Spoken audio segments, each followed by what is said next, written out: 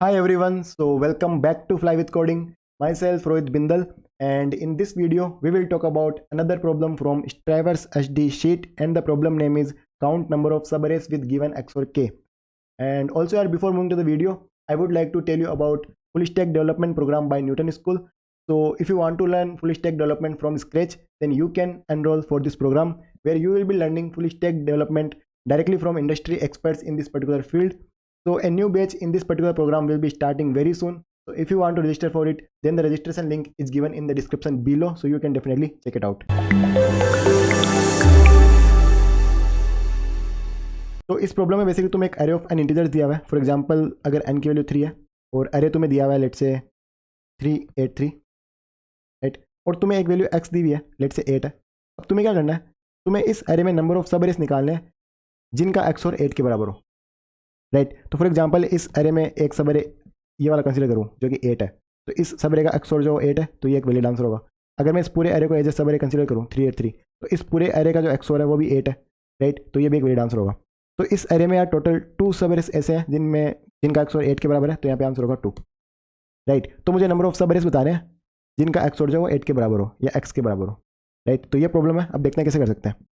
तो पहली अप्रोच तो ये है कि मैं सारे सब एरेस चेक करूँगा, हर सब एरे के लिए एक्स और वैल्यू निकालूंगा, और अगर वो एक्स के बराबर हुई तो आंसर इंक्रीमेंट कर दूंगा, ठीक है. तो अगर मेरे पास कोई भी एक एरे होता है तो सारे सब एरेस कैसे निकालूंगा कि यार जो सब एरे होगा वो हो सकता है 3 से स्टार्ट हो रहा हो, तो 3 से स्टार्ट होने वाले सब एरे कुछ ऐसा हो सकता है कि वो 3 से 3 तक हो, या फिर ऐसा हो सकता है, या फिर ऐसा हो सकता है. फिर हो सकता है कि वो 8 से स्टार्ट हो रहा हो, तो ऐसा हो सकता है, या फिर ऐसा हो सकता है, या फिर वो हो सकता है कि इस वाले 3 से स्टार्ट हो रहा हो तो वो ऐसा हो सकता है, राइट. तो ये सारे टोटल पॉसिबल सब एरेस है. तो इनको मैं कैसे निकाल सकता हूँ, तो मैं एक लूप चलाऊंगा, ठीक है. मैं एक लूप चलाऊंगा जो कि बेसिकली आई इक्वल टू 0 से आई लेस देन एन आई प्लस प्लस जाएगा. तो आई बता रहा है कि यार सब एरे कहाँ से स्टार्ट हो रहा है, ठीक है. अब वो सब एरे स्टार्ट होकर कहाँ तक जाएगा, तो उसके लिए मैं जे से स्टार्ट करूँगा. तो मैं कह रहा हूँ आई से स्टार्ट हो रहा है तो हो सकता है आई तक ही जाए, तो मैं जे को आई से चालू करूँगा and less than N J plus plus, ठीक है. अब मैं यार इसमें क्या कर रहा हूँ बेसिकली कि मैं एक आई से जे वाला जो सब एरे है इस सब एरे को कंसिडर कर रहा हूँ. अब इस सब एरे के लिए मुझे एक्सोर निकालना है, तो लेट से इनिशियली मैं एक्सोर को जो है 0 रख लेता हूँ, और अब मैं एक वापस लूप चलाऊंगा जो कि बेसिकली के इक्वल टू आई से के लेस देन इक्वल टू जे तक जाएगा एंड के प्लस प्लस, और मैं क्या करूँगा एक्सोर को अपडेट कर दूंगा एरे ऑफ के से. अब इस लूप के बाद यार इस आई टू जे वाले सब एरे का जो एक्सोर होगा वो इस एक्सोर में प्रेजेंट होगा, तो मैं देख लूँगा कि क्या ये एक्सोर जो है क्या एक्स के बराबर है. अगर ये एक्स के बराबर है इसका मतलब ये वाला सब एरे वैलिड है, तो मैं अपने आंसर को इंक्रीमेंट कर दूंगा और आंसर इनिशियली डेफिनेटली 0 रहेगा, और फाइनली अपने आंसर को रिटर्न कर दूंगा इन तीनों लूप के बाहर आने के बाद. तो टोटल नंबर ऑफ जो सब एरे सब मिल जाएंगे, राइट. अब इसकी अगर टाइम की मैं बात करूँ तो यहाँ पे order of N cube time complexity होगी, क्योंकि यहाँ पे तुम 3 नेस्टेड लूप्स यूज कर रहे हो, राइट. तो डेफिनेटली इंटरव्यूअर तुम्हें बोलेगा इसको करो ऑप्टिमाइज, ठीक है. तो पहला जो ऑप्टिमाइजेशन है वो यार मैं ये एक्स और आई से जो जे वाला एक्स और निकाल रहा हूँ, राइट. इस पर मैं कर सकता हूँ कैसे, तो यहाँ पे मैं क्या कर सकता हूँ कि लेट से मैं एक आई से जे वाला लूप नहीं चलाऊंगा, ठीक है. मैं क्या करूँगा इनिशियली एक्स और को यहाँ पे रखूँगा, ठीक है. और अब मैं क्या करूँगा जब जे वाले को इंक्लूड किया तो मैं क्या करूँगा एक्स और इक्वल टू, ये क्यों कर रहा हूँ बता दूंगा अभी. अरे ऑफ मैंने कर दिया जे, राइट. और फिर मैं चेक कर लूँगा if xor is equal to X then I will just increment answer plus plus. तो ये इससे क्या होगा, तो फॉर एग्जाम्पल लेट से अगर मेरे पास एरे ऐसा कुछ होता है 1 2 3 4, अब आई अगर इनिशियली लेट से 0 पे है, ठीक है. तो जब आई 0 पे मैंने स्टार्टिंग किया, मैं कह रहा हूँ अब यहाँ से मैं सब एरे आई से स्टार्ट होने वाले सब एरे जो उनको चेक करूँगा, तो यहीं से मैंने एक बार एक्स और को 0 रख लिया. अब जब जब जे जो है वो यहाँ पे आएगा, जे इक्वल टू जब आई पे आएगा, ठीक है, तो जे इक्वल टू अभी 0 है. इसका मतलब है कि अभी मैंने आई टू जे यानी ये वाला सब एरे कंसिडर कर लिया है. तो इस सबरे में मैंने अभी एक एलिमेंट को ऐड किया है, तो इसी एलिमेंट को जो है मैंने एक्सोर में ऐड कर दिया, तो अभी मेरा जो एक्सोर है वो आ जाएगा 1, ठीक है. और मैंने चेक कर लिया कि क्या ये एक्स के बराबर है, क्योंकि अभी ये सब है.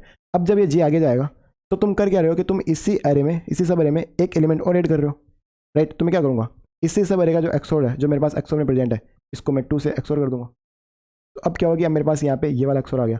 फिर जब जी आगे जाएगा तो एक नया एलिमेंट इंक्लूड होगा, तो इसको मैं इसमें इंक्लूड कर दूंगा जो यहाँ पे इंक्लूड कर रहा हूँ मैं, राइट. तो बस यार ऐसे क्या होगा कि किसी भी पॉइंट ऑफ टाइम पे बेसिकली मैं कर क्या रहा हूँ, पहले मैं क्या कर रहा था कि जब मैं ये वाला सबरे को ले रहा था तो मैंने इस पूरे का निकाला, फिर जब मैंने ये सबरे लिया तो मैंने वापस पूरे का एक्सोर निकाला, फिर जब मैंने पूरा सबरे लिया तो मैंने इस वापस पूरे का एक्सोर निकाला, राइट. तो मैं काफ़ी रिपीटेशन कर रहा था, पर हर बार मैं एक एलिमेंट को ऐड कर रहा हूँ अपने सबरे में, तो मैं क्या कर सकता हूँ उस एक को जो अपने एक्सोर में ऐड कर सकता हूँ, राइट. तो मुझे सबरे का जो एक्सोर है वो ऑफ 1 में मिल जाएगा. तो अब अगर जो टाइम तुम देखोगे तो यहाँ पे टाइम होगा ऑर्डर ऑफ एन स्क्वायर, क्योंकि जो थर्ड नेस्टेड लूप था उसको तुमने हटा दिया, तो अब 2 नेस्टेड लूप्स हैं तो ऑर्डर ऑफ एन स्क्वायर होगा, ठीक है. अब इंटरव्यू तुम्हें बोलेगा इसको तुम्हें करना है ऑर्डर ऑफ एन में, राइट. तो देखते हैं ये कैसे कर सकते हैं. तो मैं क्या करूँगा, देखो मुझे पता है कि कोई भी जो सब अरे होगा, कोई भी सब अरे होगा, ठीक है, वो इसी अरे में किसी ना किसी पर्टिकुलर इंडेक्स पे एंड हो रहा होगा, राइट। फॉर एग्जांपल तुम अगर ये एक सब अरे लेते हो तो ये यहाँ पे एंड हो रहा है, ठीक है, तुम अगर ये एक सब अरे लेते हो तो यहाँ पे एंड हो रहा है, ठीक है। तो 0 से लेके n-1, राइट, इन्हीं में से किसी ना किसी इंडेक्स पे एंड हो रहा होगा, ठीक है। तो मैं क्या करूँगा, किसी भी एक पर्टिकुलर इंडेक्स आई के लिए मैं ये निकालूंगा कि कितने नंबर ऑफ सब अरेस ऐसे हैं जो आई पे एंड हो रहे हैं एंड जिनका एक्सोर जो है वो एक्स के बराबर है, ठीक है। मैं क्या निकालूंगा, नंबर ऑफ सब अरेस, ठीक है, ending at I and x और एज एक्स, जिनका एक्सोर जो एक्स है। अगर हर आई के लिए मैं ये वैल्यू निकाल लूँ और उन सारी वैल्यूज़ का सम कर दूँ तो मुझे सारे नंबर ऑफ सब अरेस मिल जाएंगे जिनका एक्सोर एक्स है, राइट। क्योंकि कोई भी एक्सोर जो है किसी ना किसी इंडेक्स पे एंड होगा और मैं सारे इंडेक्स को चेक कर ले रहा हूँ कि ठीक है इस इंडेक्स के लिए कितने सब अरेस है जो यहाँ पे एंड हो रहे हैं जिनका एक्सोर एक्स है। ऐसे सारे इंडेक्स के लिए चेक करूँगा, सबका आंसर सम कर दूंगा, रिटर्न कर दूंगा और वही आंसर होगा, राइट। अब बात आती है कि मुझे ये कैसे पता चलेगा कि यहाँ पे एंड होने वाले कितने वैलिड सब अरेस है, ठीक है। तो लेट से कि अगर मैं एक सब अरे कंसीडर करता हूँ जो आई पे एंड हो रहा है और मैं कह रहा हूँ कि एक वैलिड सब अरे है, तो वैलिड सब अरे होने का मतलब क्या है कि इसका जो एक्सोर होगा एक्स होगा, ठीक है। और मैं क्या करूँगा, जब मैं इस आई को जो है 0 से आगे बढ़ाऊंगा तो मैं एक प्रीफिक्स एक्सोर जो है उसको साथ लेके चलूँगा। फॉर एग्जांपल मुझे ये पता होगा कि 0 से लेके इस आई तक का जो एक्सोर है वो कितना है, तो लेट से वो एक्सोर है, राइट। तो ये प्रीफिक्स एक्सोर मुझे पता होगा, ये क्या है, ये है कि 0 से लेके आई तक के जितने भी एलिमेंट्स हैं उन सब का एक्सोर कितना है, ठीक है। अब लेट से कि यहाँ पे जो रिमेनिंग अरे बचा है, राइट, ये जो रिमेनिंग अरे बचा है, लेट से इसका जो एक्सोर है वो के है, ठीक है, इसका एक्सोर के है। तो मैं कह सकता हूँ कि एक्स और के जो होगा वो एक्सोर के बराबर होगा डेफिनेटली, क्योंकि इन सब का एक्सोर के बराबर है, ठीक है। इसमें इस पर्टिकुलर एरे का के है, इसका एक्स है, तो इन दोनों का एक्सोर कर दूंगा तो मुझे सारा एक्सोर मिल जाएगा जो कि एक्सोर है। तो मैं कह रहा हूँ कि एक्स और के जो है वो एक्सोर के बराबर होगा, ठीक है। अब मैं क्या करूँ, अगर दोनों तरफ में एक्स के साथ एक्सोर कर दूँ तो यहाँ में आ जाएगा X xor K equal to X xor, right. अब यहाँ पे मुझे पता है कि यार सेम एलिमेंट्स का एक्सोर तो 0 होता है और 0 को किसी के साथ भी एक्सोर कर लो तो सेम एलिमेंट आता है, तो यहाँ पे ऐसे हो जाएगा 0 एक्सोर के इक्वल टू एक्स एक्सोर। और अब मुझे पता है कि 0 के साथ तुम किसी को भी एक्सोर करोगे तो वही वैल्यू आएगी, तो यहाँ पे आ जाएगा K equal to X xor R. तो ये मुझे के मिल गया, ठीक है, ये मुझे के मिल गया, ठीक है। अब देखो, अब मैं क्या करूँगा, मैं एक मैप मेंटेन करूँगा, क्यों करूँगा बताता हूँ। और मैं क्या करूँगा, ये जो जितने भी ये जो प्रीफिक्स एक्सोर होंगे इनको इस मैप में डालूंगा, ठीक है। क्यों डालूंगा, तो उससे क्या होगा कि जब मैं इस आई पे आ रहा हूँ मुझे बेसिकली क्या चाहिए, अब मुझे क्या चाहिए, मुझे एक्चुअली नंबर ऑफ सब अरेस चाहिए जो आई पे एंड हो रहे हो जिनका एक्स हो।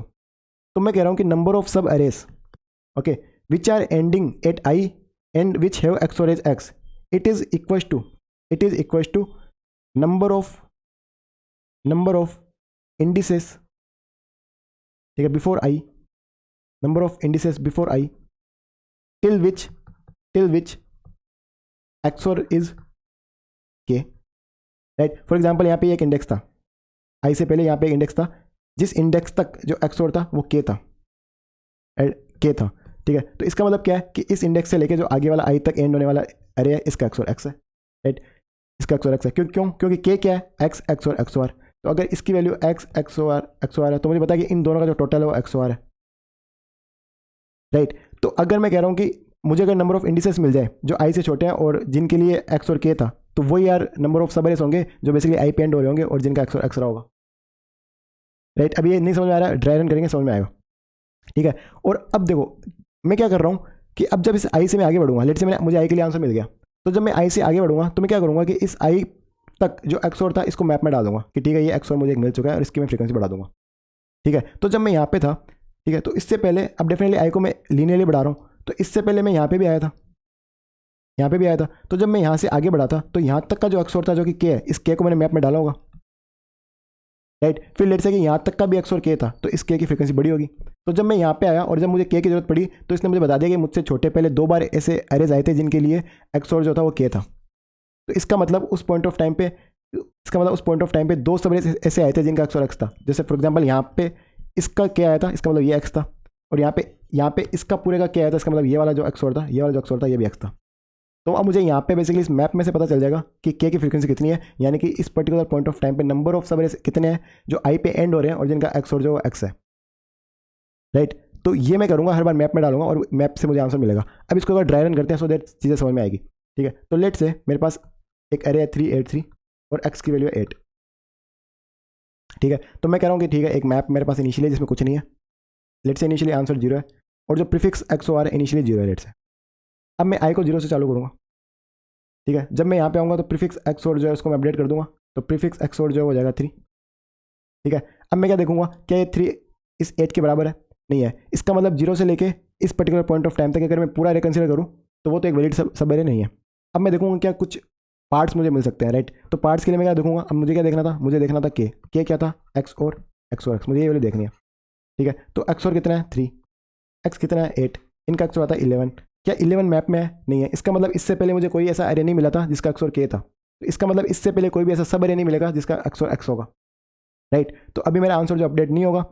ठीक है, तो अब मैं बढ़ूंगा आगे, और आगे बढ़ने से पहले क्या करूंगा, इस एक्स और को मैप में डाल दूंगा, तो यहाँ पे आ जाएगा ये 1, इसकी फ्रीक्वेंसी बढ़ गई कि 3 एक बार मिल चुका है, बहुत बढ़िया। अब जब 8 पे आऊँगा तो ये एक्स और अपडेट हो जाएगा। ठीक है, तो ये एक्स और की वैल्यू हो जाएगी 11। क्या 11 जो है 8 के बराबर है? नहीं है, तो अभी आंसर नहीं बढ़ेगा। अब मैं देखूंगा एक्स और which is 11 and x which is 8, तो 11 एक्स और 8 जो होगा वो 3 होगा।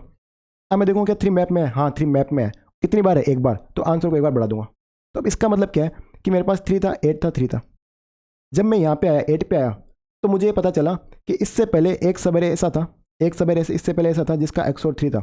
इसका मतलब उस पर्टिकुलर पॉइंट ऑफ टाइम से अगर मैं करंट पॉइंट ऑफ टाइम तक अगर इस सारी करंट पॉइंट तक अगर मैं ये सब एरे कंसीडर करूँ तो इसका डेफिनेटली एक्स और जो होगा 8 होगा, जो कि एक्स के बराबर होगा। और तुम देख सकते हो यहाँ पे है भी है, राइट, क्योंकि डेफिनेटली ये जो था ये वैल्यू जो थी ये एक्स और एक्स था, राइट, और ये वैल्यू कितनी है, ये एक्स है।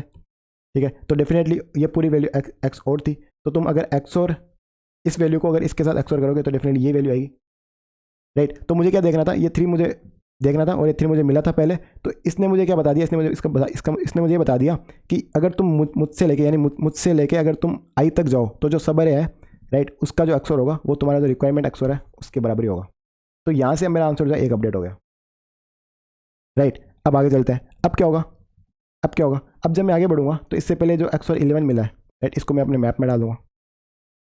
अब जब मैं यहाँ पे आऊँगा तो ये अपडेट हो जाएगा 11 एक्सोर 3 से, राइट, तो इसकी वैल्यू हो जाएगी 8। अब देखो ये एक्सोर जो 8 है ये खुद एक्स के बराबर है। इसका मतलब क्या है, इसका मतलब ये है कि 0 से लेके लास्ट तक यानी कि आई तक, यानी कि 0 से लेके, ठीक है, क्योंकि मैं यहाँ पे आया, यानी कि ये वाला अगर तुम पूरा एरे कंसीडर कर लो तो इसका जो एक्सोर होगा वो भी 8 होगा, जो कि होगा तुम देख सकते हो, क्योंकि 3 एक्सोर 3 तो 0 हो जाएगा और 0 एक्सोर 8 जो 8 ही होगा। ठीक है, तो अब यहाँ पे मैं कह रहा हूँ कि हाँ यार इसके बराबर है, तो आंसर को इंक्रीमेंट कर दूंगा। अब मैं कह रहा हूँ ये तो चलो ठीक है पूरा है, पर क्या इस पॉइंट ऑफ टाइम से क्या पहले कुछ एरेस ऐसे थे जिनका एक्सोर क्या हो रहा था, क्योंकि क्या होता तो उसके करस्पॉन्डिंग मुझे सब एरे भी ऐसा मिल सकता है इस आई पे एंड होने वाला जिसका एक्सोर जो एक्स के बराबर हो। तो उसके लिए मैं अगेन ये चेक करूँगा कि यार एक्सोर अभी 8 है और ये एक्स जो 8 है, तो ये वैल्यू 0 है। क्या 0 मैप में नहीं है, तो आंसर अपडेट नहीं होगा, और फिर आगे बढ़ेगा और पूरा एरे जो 8 हो चुका होगा और आंसर में मेरे पास टोटल नंबर ऑफ सब एरेस होंगे। तो तुम देख सकते हो एक सब एरे मुझे मिला था 8 और एक सब एरे मुझे मिला 3 8 3, तो ये 2 सब एरेस ऐसे हैं जिनके लिए आंसर एक्स हो जाएगा 8 आएगा, तो मैं आंसर रिटर्न करूँगा 2। तो अब अगर मैं टाइम की बात करूँ तो टाइम यार ऑर्डर ऑफ एन होगा। ठीक है, अब यार ये जो मैप है यहाँ पे मैं बेसिकली हैशिंग यूज कर रहा हूँ। ठीक है, और हैशिंग की जो सर्चिंग टाइम होती है वो on an average order of 1 ही होती है, राइट। वैसे in worst case order of N जा सकती है, ठीक है, जब कॉलिजन्स हो, पर यार ऑन एन एवरेज ऑफ 1 होती है। तो मैं इंटरव्यू करके बता सकता हूँ कि यहाँ पे टाइम जो है on an average order of n ही होगा। ठीक है, और स्पेस की बात करूँ तो ये मैप मैंने लिया तो ऑर्डर ऑफ एन स्पेस होगा, राइट। तो बस यार यही थी प्रॉब्लम। अब इसका एक बार कोड दिखा देता हूँ तो दैट थिंग्स और क्लियर हो जाएगी। तो यहाँ पे तुम देख सकते हो पहले मैंने मैप लिया, ठीक है, तो इस मैप में बेसिकली मैं जो भी मुझे प्रीफिक्स एक्स और मिलते जाएंगे उसको उसकी फ्रीक्वेंसी को डालता जाऊँगा। एंड एरे की साइज एन ले ली, इनिशियली आंसर 0 है, प्रीफिक्स एक्स और इनिशियली 0 है। अब मैं आई को चला रहा हूँ, जैसे भी आई को चला रहा हूँ प्रीफिक्स एक्स को अपडेट कर दिया। अब मैं कह रहा हूँ कि 0 से लेके आई पॉइंट तक पूरा एरे कंसीडर कर सकता हूँ या नहीं कर सकता, तो वो कंसीडर तब कर पाऊंगा जब उस पूरे एरे का जो प्रीफिक्स एक्स है वो एक्स के बराबर हो। अगर बराबर होगा तो आंसर को इंक्लूड करूंगा। अब मैं पार्ट्स देखूंगा, तो पार्ट्स देखने के लिए मैंने कहा था क्या देखेंगे, क्या था प्रीफिक्स एक्स और एक्स, तो क्या ये मैप में प्रेजेंट है। अगर मैप में प्रेजेंट है तो इसकी फ्रीक्वेंसी कितनी है, उतनी फ्रीक्वेंसी से मेरा आंसर जो बढ़ जाएगा। एंड फिर यार अब आई को आगे बढ़ाने से पहले मैं क्या करूँगा कि यहाँ पे जो प्रीफिक्स एक्स मिला था इसकी फ्रीक्वेंसी को मैप में बढ़ा दूंगा, पूरा लूप चलेगा, फाइनली मुझे आंसर मिल जाएगा, उस आंसर को मैं कर दूंगा रिटर्न, राइट। तो बस यार यही थी problem. So I hope you understood it, but if you have any doubts then you can ask me in comments. I will be definitely more than happy to help you guys. So that's it for this video. I will meet you in the next video very soon. Until then, bye and take care.